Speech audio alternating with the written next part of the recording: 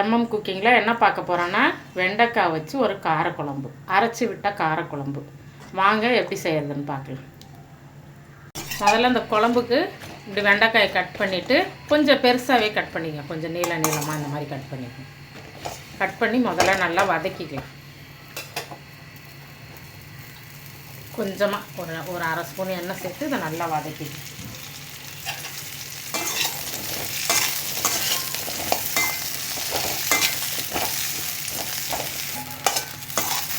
வெண்டைக்காய் வந்து ஓரளவுக்கு வதங்கினோன்னா நம்ம எடுத்து பிளேட்டில் மாற்றிக்கலாம்.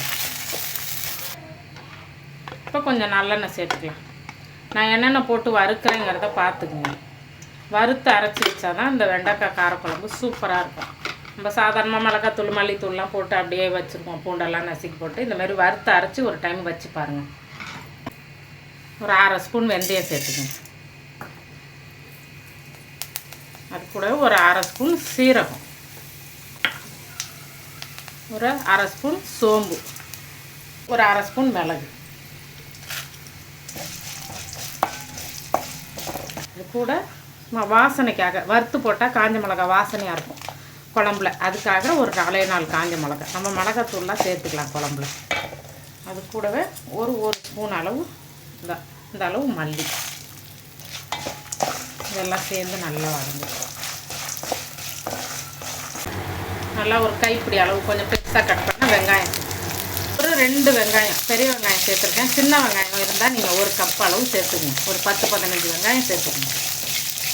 அது கூடவே ஒரு மீடியம் சைஸ் ஒரு 3 தக்காளி, குழம்புக்கு வேணுங்கிற தக்காளி, இதையும் சேர்த்து இது கூட நல்லா வதக்கிக்கணும். அது கூடவே ஒரு 2 துண்டு தேங்காய் அப்படி கட் பண்ணி சேர்த்துக்கங்க. இல்லை நீங்கள் தேங்காய் திருவல்ல திருவி சேர்த்துக்கிறதுனால சேர்த்துக்கணும். போட்டு இது கூடவே வதக்கணும். இது கூட கொஞ்சம் கருவேப்பிலை கொஞ்சம் போட்டுக்கணும்.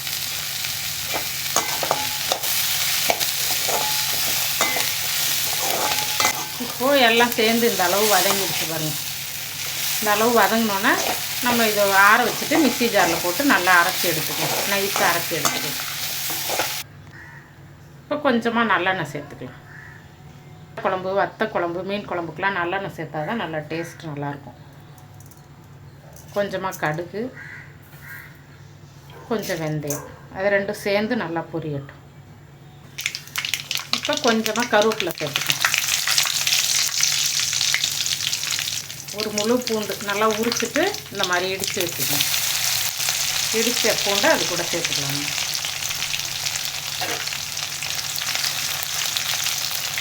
இது கூடவே ஒரு கைப்பிடி அளவு வெங்காயம் சேர்த்துக்கணும்.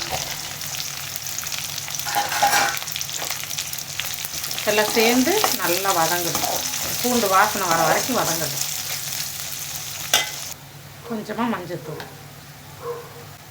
குழம்பு மிளகாத்தூள் சேர்த்துக்கலாம். இதுக்கு நீங்கள் எவ்வளோ குழம்பு வைக்கிறீங்களோ அந்த அளவுக்கு சேர்த்துக்கோங்க.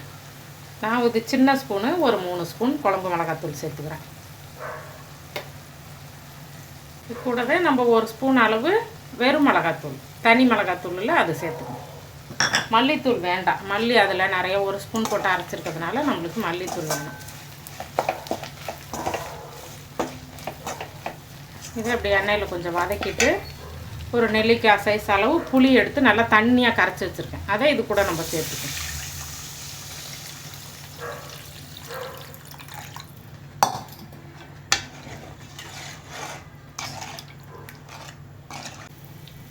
குழம்புக்கு தேவையான உப்பு போட்டு ஒரு மூடி போட்டு மூடுவோம். இன்னும் கொஞ்சம் நல்லா கொதிக்கட்டும்.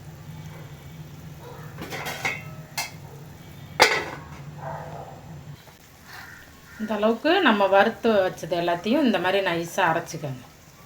குழம்பு நல்லா கொதிச்சிருச்சு. இதை நம்ம அரைச்சி வச்சதெல்லாம் இந்த குழம்போட சேர்த்துக்கலாம்.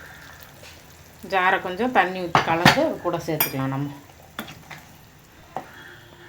இந்த மாதிரி வச்சு பாருங்கள், காரக்குழம்பு சூப்பராக இருக்கும். உங்கள் வீட்டில் திரும்ப வைங்கன்னு சொல்லுவாங்க. ஒரு முறை இது மாதிரி ட்ரை பண்ணி பாருங்கள்.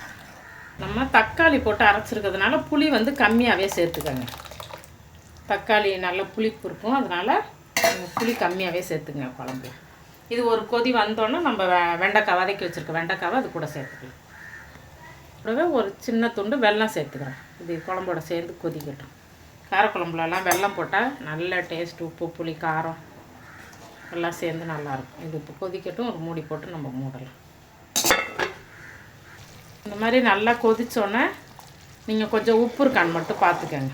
உப்பு இல்லைன்னா சேர்த்துக்கங்க. இந்த டைமில் கொஞ்சம் சேர்த்துக்கங்க. எனக்கு உப்பு சரியாக இருக்குது, அதான் சேர்க்கலை நான். இப்போ நம்ம வதக்கி வச்சுருக்க வெண்டைக்காவை இது கூட சேர்த்துக்கோங்க.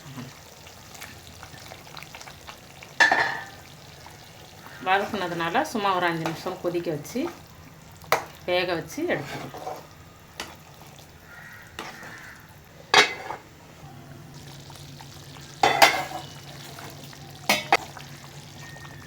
வெண்டைக்காய் போட்ட வெண்டைக்காய் நல்லா வெந்துருச்சு பாருங்கள். நல்லா வெந்துருச்சு. இப்போ கொஞ்சம் கொத்தமல்லி போட்டு நம்ம குழம்பை இறக்கிட வேண்டியதுதான்.